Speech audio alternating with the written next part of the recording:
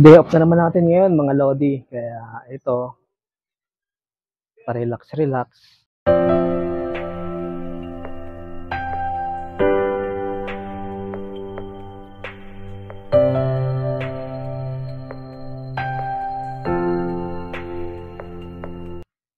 Pa-relax-relax dito sa aking fish room.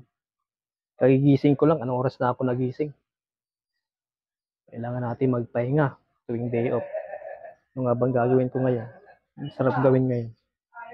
Wala naman akong pera. Kaya linisin ko na lang itong mga aquarium ko. Wala naman akong labahin. Kaya aquarium ko naman nalilinisin ko ngayon. Ito lang gagawin ko ngayon. Tapos maya-maya tulog para makabawi ng lakas. Sa loob ng isang linggong trabaho, kailangan makapagpahinga ka rin. Kailangan natin yan. Kaya ito, ikakape muna. Tapos kakain yan. Tapos linisin ko na to aquarium ko. Maglilinis na rin ang bahay. Para matuwa-tuwa naman asawa natin. Naglaban siya kahapon kaya wala akong labahin ngayon. Yan. Talaga maganda tulungan. Tulungan tayong magkakasama sa bahay para makapahinga din ng maayos. Kakain ng maayos. Tapos maya-maya siguro punta sa labas, kaso maulan. Pag lalabas ka ng bahay, baka abutin ng ulan naman din. Ang mababasa lang di sa loob ng bahay ka na magtingil para makapagpahinga. Gusto mong pahinga, di sa loob ng bahay na lang. Nalabas muna kasi yung sabing panahon, maya-maya uulan, maya-maya iinit, maya ulan. Kaya mas maganda pa sa loob na lang ng bahay magpahinga. Anong kwan? Ganito lang ang buhay pag day off.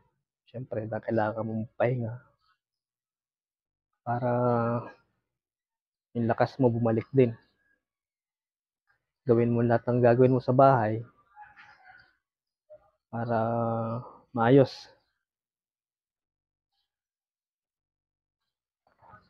Magkape, kumain, sarap. Talaga, pag day off, kailangan makapahinga ka ng maayos.